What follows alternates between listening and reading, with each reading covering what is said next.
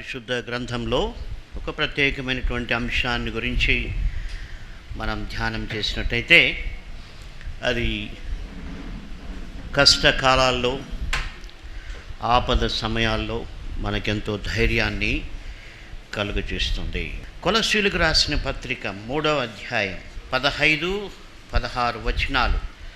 అక్కడ ఈ విధంగా రాయబడింది: క్రీస్తు అనుగ్రహించు సమాధానము మీ హృదయములలో ఏలుచుండనీయుడి. ఇందుకొరకే మీరొక్క శరీరముగా పిలువబడితిరి మరియు కృతజ్ఞులైయుండుడి. సంగీతములతోనూ కీర్తనలతోనూ ఆత్మ సంబంధమైన పద్యములతోనూ ఒకడు బోధించుచు బుద్ధి చెప్పుచు కృపా సహితముగా మీ హృదయములలో దేవుని గూర్చి గానము చేయుచు సమస్త విధములైన జ్ఞానముతో క్రీస్తు వాక్యము మీలో సమృద్ధిగా నివసింపనీయుడి. ఇందులో ప్రధానమైనటువంటి వాక్యం ఏంటంటే క్రీస్తు అనుగ్రహించు సమాధానం మీ హృదయములలో ఏలుచుండనీయుడి. ఈ చిన్న మాటలో మనం చూసినట్టయితే మన హృదయాన్ని ఏదో ఒకటి ఏలుతూ ఉంటుంది. ప్రతి మనిషి యొక్క హృదయాన్ని కూడా ఏదో ఒక విషయం, ఏదో ఒక శక్తి, ఏదో ఒక ప్రేరేపణ మనిషి హృదయాన్ని ఏలుతూ ఉంటుంది. అంటే కంట్రోల్ చేస్తూ ఉంటుంది, రూల్ చేస్తూ ఉంటుంది. ఆఖరికి రాజ్యంలో ఉన్నటువంటి రాజునైనా, ఏలుచున్న ఎవరినైనా కూడా వారి హృదయాలను ఏదో ఒక విషయం ఏలుతూ ఉంటుంది. దాన్ని బట్టి వారు ప్రవర్తిస్తూ ఉంటారు, దాన్ని బట్టి వారు నడుచుకుంటూ ఉంటారు. అయితే మనం నెమ్మదిగా, సుఖముగా, ధైర్యంగా, నిశ్చింతగా బ్రతకాలంటే పౌలు కొలస్సీయులకు చెప్తున్నాడు, క్రీస్తు యొక్క సమాధానము మీ హృదయాలను ఏలుతూ ఉండాలి. అంటే మన హృదయంలో 100 విషయాలుంటే కూడా ఆ 100 విషయాలను కూడా క్రీస్తు యొక్క సమాధానము ఏలుతూ ఉండాలి, అంటే రూల్ చేస్తూ ఉండాలి. అక్కడ ఒక మాట చెప్పాడు, క్రీస్తు అనుగ్రహించు సమాధానము మీ హృదయములలో ఏలుచుండనీయుడి. అంటే నువ్వు దాని విషయంలో జాగ్రత్త తీసుకోవాలి, దాని కొరకు నువ్వు ప్రయాసపడాలి, దానికి నువ్వు అవకాశం ఇవ్వాలి. అది నీ యొక్క బాధ్యత. క్రీస్తు సమాధానం ఉంది. ఆయన సిలువపై చనిపోయి తిరిగి లేచి ఆయన పరిశుద్ధాత్మను పంపి ఆయన సమాధాన సువార్త ప్రపంచమంతా ప్రకటించబడింది. ఆ యొక్క సమాధానం అందరికీ అందుబాటులో ఉంది. అయితే ఆ యొక్క సమాధానము స్వీకరించటం మాత్రమే కాదు, నువ్వు యేసు ప్రభు ద్వారా రక్షణ పొంది ఉండవచ్చు, యేసు యొక్క సమాధానం నువ్వు పొంది ఉండవచ్చు. ఇక్కడ పౌలు కూడా కొలస్సీలకు రాస్తున్నాడు, వాళ్ళు కూడా యేసు ప్రభు యొక్క సమాధానాన్ని పొందిన వారే, క్రీస్తుని ఎరిగిన వారే. అయితే ఆయన చెప్తున్న ప్రత్యేకమైన విషయం ఏంటంటే క్రీస్తు సమాధానము మీ హృదయాలను ఏలుతూ ఉండాలి. అంటే ఆయన సమాధానం మిగిలిన విషయాలన్నిటినీ కూడా అణిచిపెట్టాలి. మీ భయాలు, మీ కష్టాలు, మీ శోధనలు, ఇవన్నిటినీ కూడా క్రీస్తు సమాధానము రూల్ చేయాలి. అలా చేసినప్పుడు మనం ధైర్యంగా ఉంటాం. వైరస్ వచ్చిన సమయంలో, కష్టాలు వచ్చిన సమయంలో మనం ధైర్యంగా ఎప్పుడు ఉండగలమంటే ఈ హృదయం అన్నటువంటి దానిలో క్రీస్తు యొక్క సమాధానము అధికారం చేయాలి. నేను ఈ వాక్యం గురించి ధ్యానిస్తున్నప్పుడు ఒక విషయం అనిపించింది.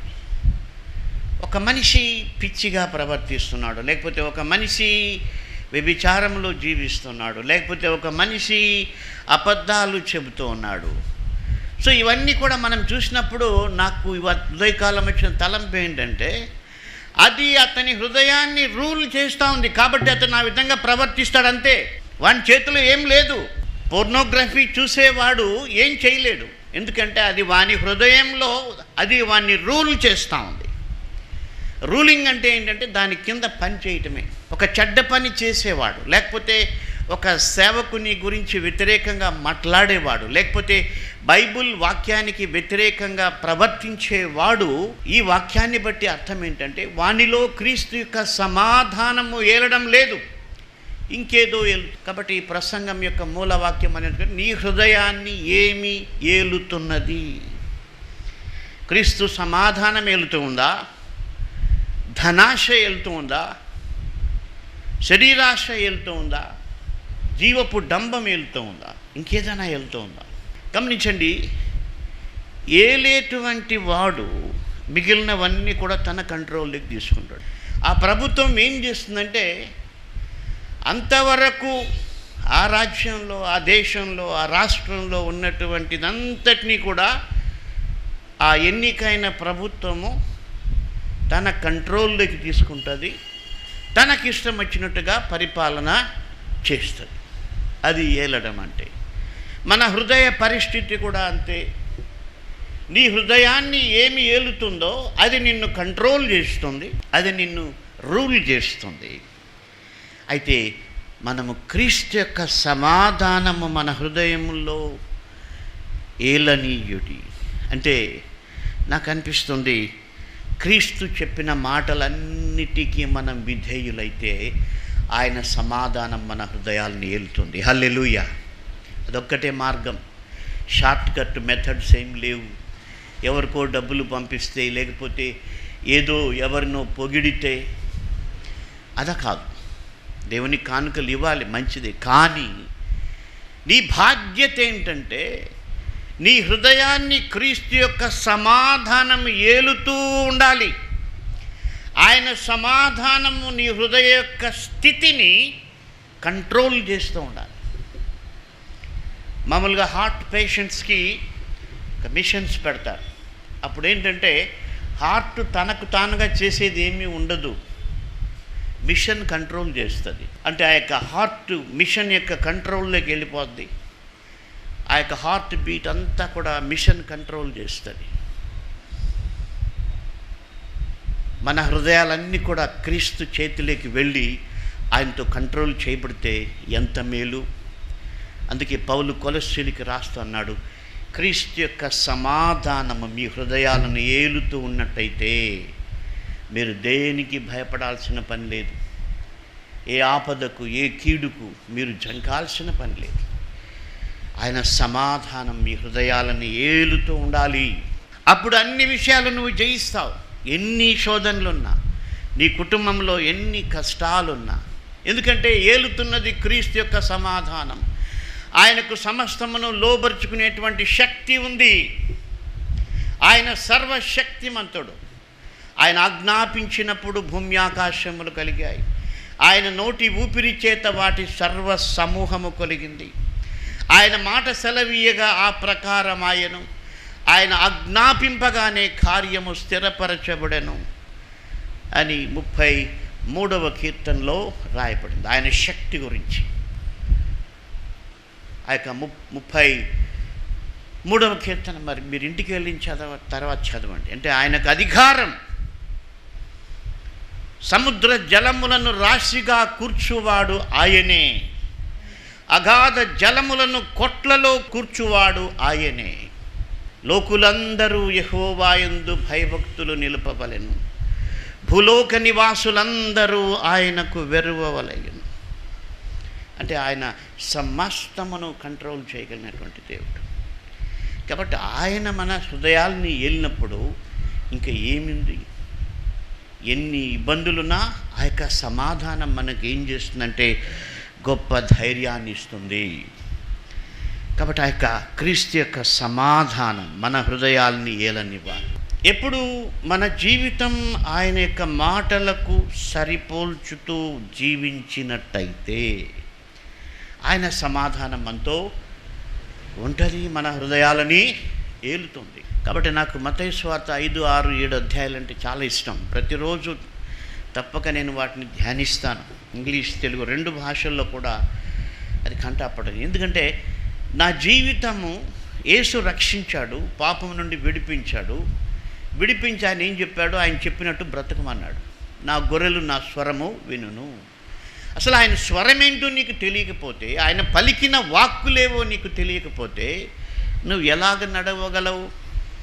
ఆయన సమాధానం నీ హృదయంలో ఎలాగూ పరిపాలన చేస్తుంది. కాబట్టి ఆయన వాక్యాలు చదవాలా, కంఠపాఠం చేయాలా. కాబట్టి క్రీస్తు మాటలు, అందుకని 16వ వచనంలో అన్నాడు, క్రీస్తు యేసు యొక్క వాక్యం మీలో సమృద్ధిగా నివసింపనీయుడి అన్నాడు. బట్ అలాగ మన యొక్క జీవితం బైబిల్ చదవాలా. అయితే ఇంకొకటి ఏంటంటే, ఎందుకు బైబిల్ చదవరు, ఎందుకు మందిరానికి వెళ్ళరు, ఎందుకు ప్రార్థన చేయరు అంటే ఇక్కడే మనకు సమాధానం దొరికిపోతుంది. ఏంటి, వాళ్ళ హృదయాలను ఏదో రూల్ చేస్తూ ఉంది, వారి హృదయాలను ఏదో పరిపాలన చేస్తుంది. వాళ్ళ పైన జాలి పడాలి మనం. నేను ఇంతకుముందు తిట్టుకునేవాడిని, ఏంటి బుద్ధిహీనులు, బైబిల్ చదవరు, ప్రార్థన చేయరు, సహవాసానికి వెళ్ళరు, వీళ్ళకి బుద్ధి లేదనుకునేవాడిని. అయితే వాక్యం తెలుసుకున్న తర్వాత వాళ్ళపైన జాలి పడుతుంది. ఎందుకంటే వాళ్ళ హృదయాలను ఏదో ఏలుతోంది. ఈ లోకంలో ఏదో ఒక విషయం వాళ్ళని ఏలుతోంది. కాబట్టి వాళ్ళు ఏదైతే వారి జీవితాలను ఏలుతుందో దాని ప్రకారమే వారు నడుచుకోగలరు కదా. వాళ్ళ చేతిలో ఏముంది? వాళ్ళు అవకాశం ఇచ్చారు. నువ్వు క్రీస్తు సమాధానానికి అవకాశం ఇచ్చి క్రీస్తు సమాధానం నీ హృదయంలో ఏలేట్టుగా నువ్వు చేసుకోవచ్చు.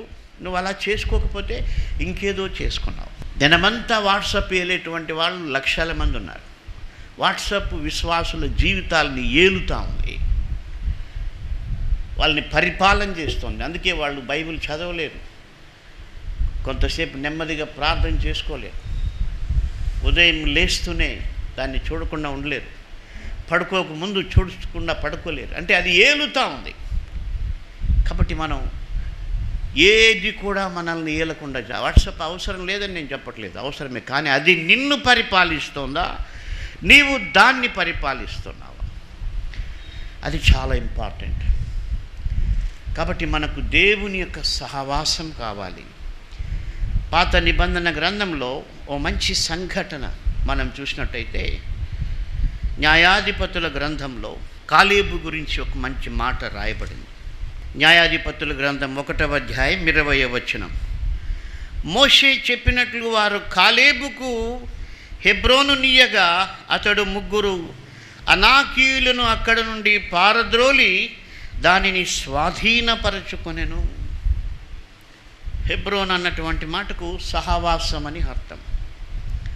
ఇక్కడ మనం మన సబ్జెక్ట్కి అనుబంధంగా ఈ విషయం ఆలోచన చేసినట్టయితే, మనము దేవుని యొక్క సహవాసము కోరుకునేవారిగా ఉంటే, దేవుని యొక్క సమాధానం మన హృదయంలో ఏలేట్టుగా మనము అవకాశం ఇచ్చేవారైతే, మనం ఏం చేయాలంటే ఈ 3 అనాకీయులను పారద్రోలాలి.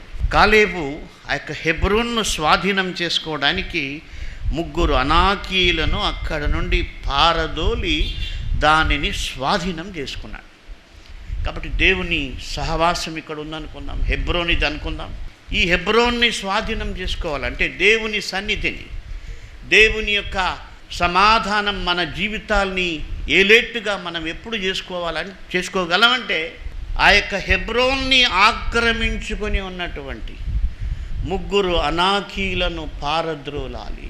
అప్పుడే హెబ్రోను స్వాధీనం అవుతుంది, అప్పుడే హెబ్రోన్లో మనం జీవించగలం, అప్పుడే మనం దేవుని యొక్క దీవెనలు పొందగలం, ధైర్యంగా బ్రతకగలం. అయితే కాలేబు ఆ అనాకీలను పారద్రోలి దాన్ని స్వాధీనపరచుకున్నాడు. ఆయనే ఎందుకు పారద్రోలారు వారిని? 6 లక్షల మందికి పైగా ఉన్నటువంటి ఆ యొక్క ఇశ్రాయేలీయుల సైన్యంలో కాలేబు ఆ అనాకీలను పారద్రోలి హెబ్రోన్ని స్వాధీనం చేసుకున్నాడు. కారణం ఏంటంటే ఆయన గురించి ఒక మాట రాయబడింది. యెహోషువ గ్రంథం 14వ అధ్యాయం 13వ వచనం. యెఫున్నె కుమారుడైన కాలేబు ఇశ్రాయేలీయుల దేవుడైన యెహోవాను నిండు మనస్సుతో అనుసరించువాడు గనుక యెహోషువ అతని దీవించి అతనికి హెబ్రోనును స్వాస్థ్యముగా ఇచ్చెను. కాబట్టి ఆ యొక్క కాలేబు అనాకీలను పారద్రోలేటువంటి సామర్థ్యం కాలేబుకు ఎందుకు కలిగిందంటే, ఆయన నిండు మనస్సుతో దేవుణ్ణి వెంబడించేవాడు. అంటే దేవుని యొక్క సమాధానం, దేవుని యొక్క విశ్వాసం ఆయన హృదయంలో నిండుకొని ఉంది. అందుకే ఆయనకు ఆ యొక్క సామర్థ్యం కలిగింది. ఆ అనాలీకులు ముగ్గురిని కూడా అక్కడి నుండి పారద్రోలాడు. ప్రతి విశ్వాసి కూడా 3 విషయాలని పారద్రోలాలి. దేవుని యొక్క సమాధానం వారి హృదయాలను ఏలాలంటే యోహాను రాసిన మొదటి పత్రిక 2వ అధ్యాయం 15-16 వచనాల్లో రాయబడినటువంటి శరీరాశ, నేత్రాశ, జీవపు డంబం, ఈ 3 కూడా, శరీరాశ, నేత్రాశ, జీవపు డంబం, ఇవి 3టికి ఒక విశ్వాసి ఎక్కడైనా అవకాశం ఇస్తే ఆ వ్యక్తి హృదయంలో క్రీస్తు యొక్క సమాధానము ఏలడం కుదరదు. నువ్వు ఆ 3టిని విడిచిపెట్టాలి, పారద్రోలాలి, జయించాలి. అందుకు క్రీస్తు యొక్క కృప మనకు అవసరం. అయితే దేవుడు కృప ఇవ్వడానికి ఎప్పుడు సిద్ధంగా ఉన్నాడు. యోహాను సువార్త 1వ అధ్యాయంలో రాయబడింది, ఆయన పరిపూర్ణతలో నుండి మనమందరము కృప వెంబడి కృప పొందితిమి. కాబట్టి దేవుడు ఎంతైనా కృప ఇవ్వడానికి సిద్ధంగా ఉన్నాడు. చాలామంది పాపములో జీవించడానికి, తప్పులు చేయడానికి దేవుని కృప ఉంటుంది అనుకుంటున్నారు. కాదు. ఆయన కృప ఆయన పరిపూర్ణతలో నుండి అనుగ్రహించబడుతుంది. మనం ఆయన పరిశుద్ధతలో ఎదగడానికి, ఆయన సమాధానంలో ఎదగడానికి, ఆయన్ను మహిమపరచడానికి ఆయన పరిపూర్ణతలో నుండి కృప వెంబడి కృప మనకందరికీ అనుగ్రహింపబడుతుంది. కాబట్టి మనం దేవుణ్ణి అడగాలి, ప్రభా ఇదిగో మీ సమాధానం నా హృదయంలో ఉండాలి, పరిపాలన చేయాలి. అంటే నేను ఏ శరీరాశకు, ఏ నత్రాశకు, ఏ జీవపు డంబానికి నేను లోను కాకుండా వాటిని జయించటానికి, వాటిని పారద్రోలి అన్నటువంటి మాట. ఆ అనాకీయులు పారిపోయారు. ఎప్పుడు పారిపోతారు? ఒక మనిషికి భయం సంభవిస్తే, ప్రాణాపాయం అనుకుంటే ఎంత స్పీడ్గా అయినా పరిగెత్తారు. కాబట్టి ఇక్కడ అనాకీయులు పారిపోయారు, పారద్రోలబడ్డారు. కారణం ఏమిటంటే అక్కడ వారికి నివసించటానికి వీలు లేకపోయింది.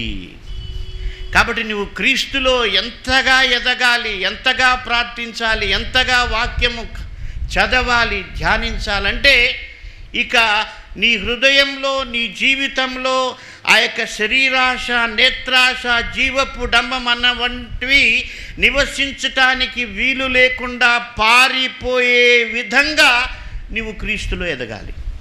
ఆయన వాక్యం చదవాలి. ఇంకా చాలా ఆశ్చర్యం ఏంటంటే, మనం శరీరానికి అవసరమైనటువంటివి, తృప్తికరమైనటువంటివి ఇంకా చేస్తాం. మంచి భోజనం దొరికితే, కడుపు నిండిపోయినా ఇంకా కొంచెం తిందాం అనుకుంటాం.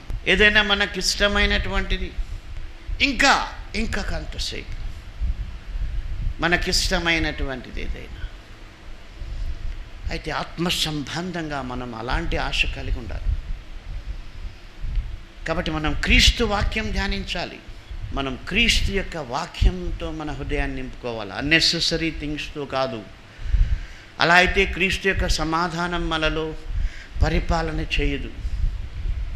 కాబట్టి ఏది నీ హృదయాన్ని ఏలుతోంది అది నువ్వు ప్రశ్నించుకోవాలి. క్రీస్తు సమాధానం నీ హృదయాన్ని ఏలుతుందా? ధైర్యంగా బతకొచ్చు. 100 కరోనా వైరస్లు ఇచ్చిన ధైర్యంగా బతకొచ్చు. ఎందుకంటే బ్రతికితే ఆయన కొరకు బ్రతుకుతాం, చనిపోతే ఆయన కొరకు చనిపోతాం. కాబట్టి క్రీస్తు యొక్క సమాధానం మన హృదయాల్ని ఏలుతూ ఉండాలి. వేరే ఏది కూడా ఏలకూడదు. దానికి నేను అనుకుంటున్నాను, కేవలం వాక్యంతో నువ్వు నింపబడాలి, పరిశుద్ధాత్మతో నింపబడాలి, వాక్యంతో నింపబడాలి. పరిశుద్ధాత్మతో నింపబడినామని చెప్పుకుంటూ వాక్యానికి విరోధమైనటువంటి కార్యాలు చేస్తే అది నిజమైనటువంటి ఆత్మ నడిపింపు కాదు. కాబట్టి మనం దేని చేత కూడా లోబరచబడకూడదు.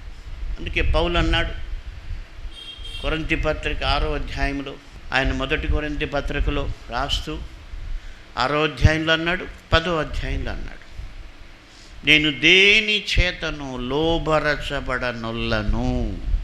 అంటే క్రీస్తు యొక్క సమాధానం మాత్రమే నన్ను లోబర్చుకోవాలి, ఆయన వాక్యానికి మాత్రమే నేను లోబడాలి, ఇంకా దేనికి కాదు.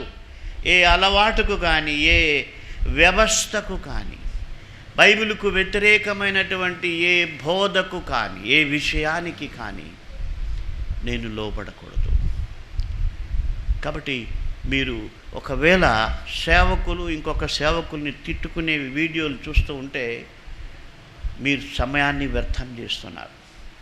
క్రీస్తు మీ హృదయాల్లో, ఆయన సమాధానం మీ హృదయాలలో ఉండకపోవచ్చు. నేను అనుకుంటాను ఎప్పుడు కూడా, ఒక తండ్రికి 2 కొడుకులు ఉన్నారనుకుందాం. ఆ ఇద్దరిలో రైట్ ఎవరిది, రాంగ్ ఎవరిది అనేది పక్కన పెడితే, ఆ 2 కొడుకులు ఒకరినొకరిని దూషించుకుంటే ఏ తండ్రి కూడా సంతోషపడ్డు.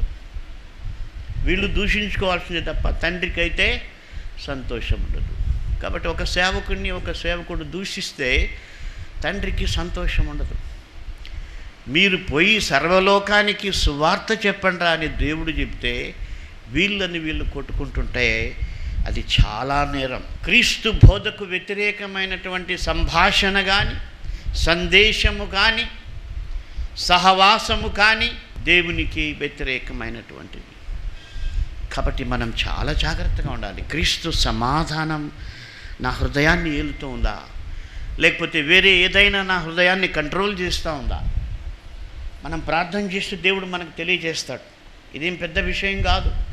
దీని కొరకు డాక్టర్ల దగ్గరికి చెకప్కి వెళ్ళాల్సిన పని లేదు. సింపుల్. పేతురు దాన్ని చాలా క్లియర్గా చెప్పాడు. పేతురు రాసిన 2వ పత్రిక 19వ వచనంలో ఆయన స్పష్టంగా చెప్పిన మాట ఏంటంటే, ఒకడు దేని వలన జయింపబడునో దానికి దాసుడగును గదా. కాబట్టి నువ్వు క్రీస్తు యొక్క సమాధానం నీ హృదయంలో ఉంటే ఆయనకు దాసుడుగా ఉంటావు. నువ్వు ఇంకా దేనితైనా జయింపబడి ఉంటే దాని కింద బ్రతుకుతావు. అంతే, చాలా సింపుల్గా చెప్పాడు. గమనించండి, క్రీస్తు సమాధానం మనల్ని ఏలుతూ ఉండాలి, అంటే రూల్ చేస్తూ ఉండాలి. అయితే విచిత్రం ఏంటంటే, పాపానికి కూడా మనిషి హృదయాన్ని రూల్ చేసేటువంటి కెపాసిటీ ఉంది. అందుకే దావీదు మంచి ప్రార్థన చేశాడు. 119వ కీర్తన 133వ వచనములో, నీ వాక్యమును బట్టి నా అడుగులు స్థిరపరచము, ఏ పాపమును నన్ను ఏలనీయకుము. దాని అర్థం ఏంటి? పాపము మనిషిని ఏలేటువంటి శక్తి ఉంది దానికి. అయితే పాపము కాదు నిన్ను ఏలాల్సింది, క్రీస్తు యొక్క సమాధానము మీ హృదయములను ఏలుచుండనీయుడి. కాబట్టి మనం ఆయన వాక్యం చదవాలి. ఆయన వాక్యం హెచ్చరించినప్పుడు, ప్రభా నా జీవితం అలా లేదు, కొండ మీద ప్రసంగంలో నువ్వు చెప్పిన దానికి ఎన్నో ఎన్నో ఎన్నో వ్యతిరేకమైన జీవితాలు నా జీవితంలో ఉన్నాయని మనం ఒప్పుకొని ప్రార్థన చేస్తే దేవుడు సహాయం చేస్తాడు. భక్తులు ఆ విషయంలో చాలా జాగ్రత్తగా ఉన్నారు.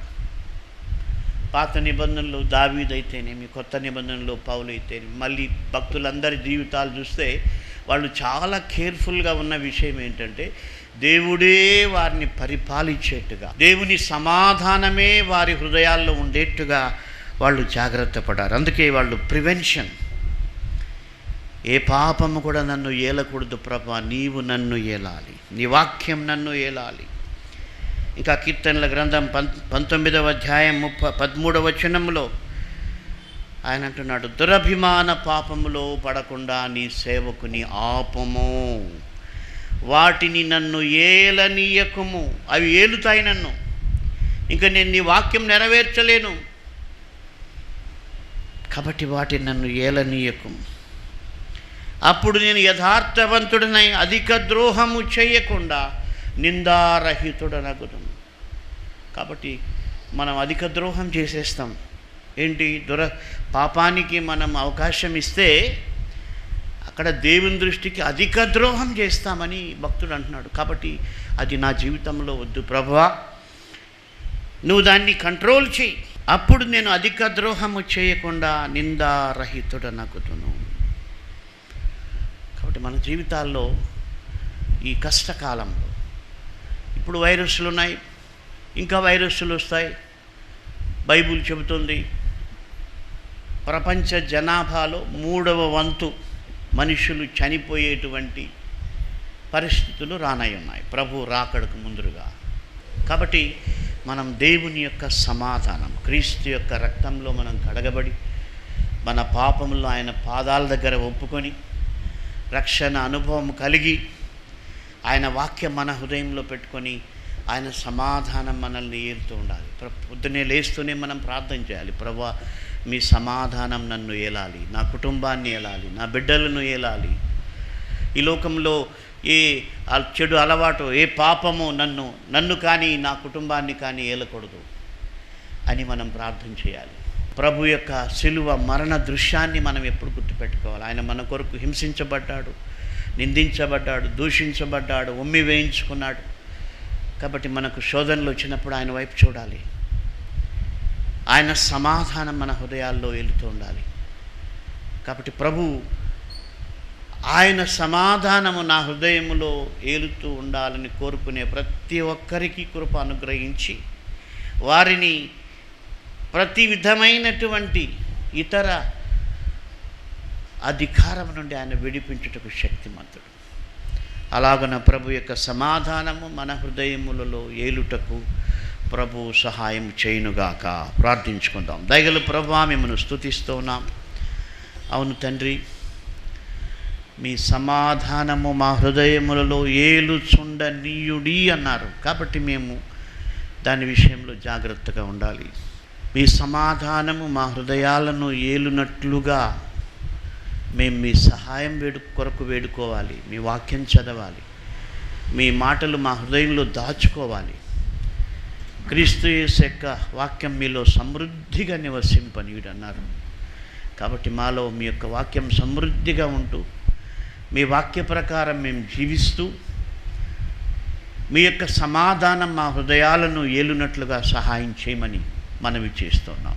ఎందరైతే ఈ వాక్యం ఆన్లైన్లో చూస్తున్నారో ప్రభా, వారి జీవితాల్లో ఈ సత్యము గుర్తెరిగి వారి హృదయాలను ఏది ఏలకూడదని, వారి హృదయాలను ఏలకుండా మీరు మాత్రమే వారి హృదయాలను ఏలినట్లుగా వారికి అట్టి అనుభవం అనుగ్రహించమని మీ పరిశుద్ధాత్మ సహాయముతో మేము మీ వాక్యములో సెలవిచ్చిన ప్రకారము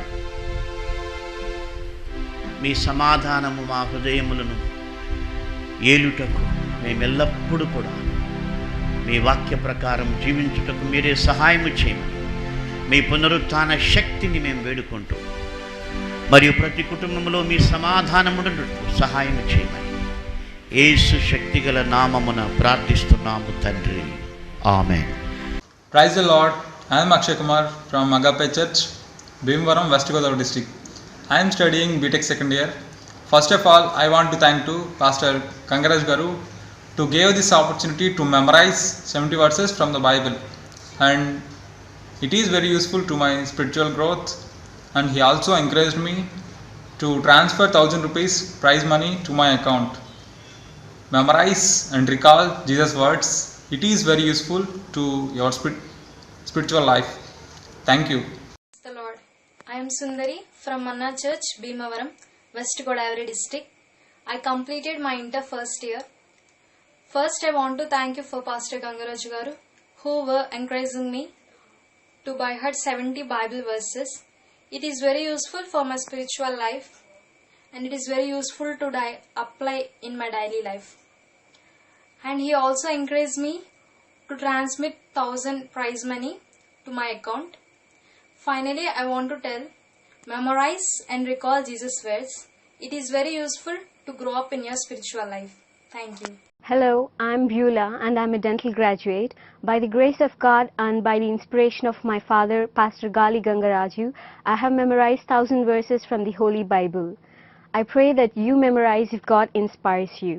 హలో, నా పేరు బ్యూలా. నేను డెంటల్ గ్రాడ్యుయేట్. దేవుని కృప మరియు మా తండ్రి గారైన పాస్టర్ గాలి గంగరాజు ప్రేరేపణ ద్వారా నేను పరిశుద్ధ గ్రంథంలోని 1000 వాక్యములను కంఠపాఠము చేశాను. దేవుడు మిమ్మల్ని ప్రేరేపించినట్లయితే మీరు కంఠపాఠము చేయవాలని ఆశిస్తున్నాను.